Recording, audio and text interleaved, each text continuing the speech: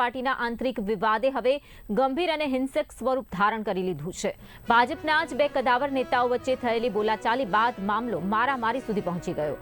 આ સમગ્ર ઘટના ઉત્તર સુરતના ધારાસભ્ય કાંતિ બલરની ઓફિસમાં બની હોવાનું સામે આવ્યું છે, જેને કારણે સુરતના રાજકીય માહોલમાં ગરમાવો જોવા મળી રહ્યો છે। ટીપી કમિટીના ચેરમેન મહેન્દ્ર દેસાઈ અને મહિલા કોર્પોરેટર જયશ્રી વોરાના પતિ મનહર વોરા વચ્ચે કોઈ મુદ્દે પહેલા ઉગ્ર બોલાચાલી થઈ હતી। ત્યારબાદ વિવાદ એટલો વકર્યો કે બંને વચ્ચે ઝપાઝપી પણ થઈ।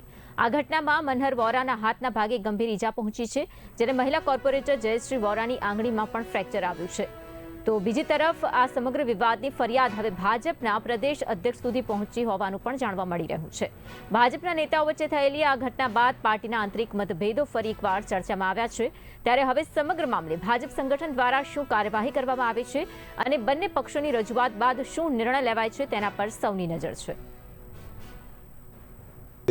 વોર્ડ નંબર 5ના કોર્પોરેટર મહેન્દ્રભાઈ દેસાઈ એક ટીપી ચેરમેન ભારતીય જનતા પાર્ટીએ એને વિશ્વાસ આપીને ટીપી ચેરમેન બનાવી અને પહેલો જ હુમલો મારા ધર્મપત્ની જયશ્રીબેન વોરા કોર્પોરેટર ઉપર કરેલો, મારા ઉપર કરેલો। બંને ફ્રેક્ચર છે। બંનેને પોતે એક સૌરાષ્ટ્રવાસીના મકાનોનું ડિમોલેશન કરી અને જમીન દોષ કરેલું છે અને એ અમારા કાર્યકર્તાના મકાન છે, અમારે મતો આપેલા છે એ લોકોનું અને સૌરાષ્ટ્રવાસીઓના જેટલા મકાનો હાલે છે એના ઉપર એને અરજી કરેલી છે। આ બાબતથી એને અમારા ઉપર કાંતિભાઈ ધારાસભ્યની ઓફિસે મારા ધર્મપત્ની જયશ્રીબેન મનહરભાઈ વોરા મારા ધર્મપત્નીને એને હાથથી ખેંચી અને એના કપડાને અને ગેરશબ્દ બોલેલો છે, હાથને કાંડાને એને હાથમાં ફ્રેક્ચર કરેલું છે, આંગળીમાં ફ્રેક્ચર કરેલું છે, મને ખુરશી મારેલી છે કાંતિભાઈ ધારાસભ્ય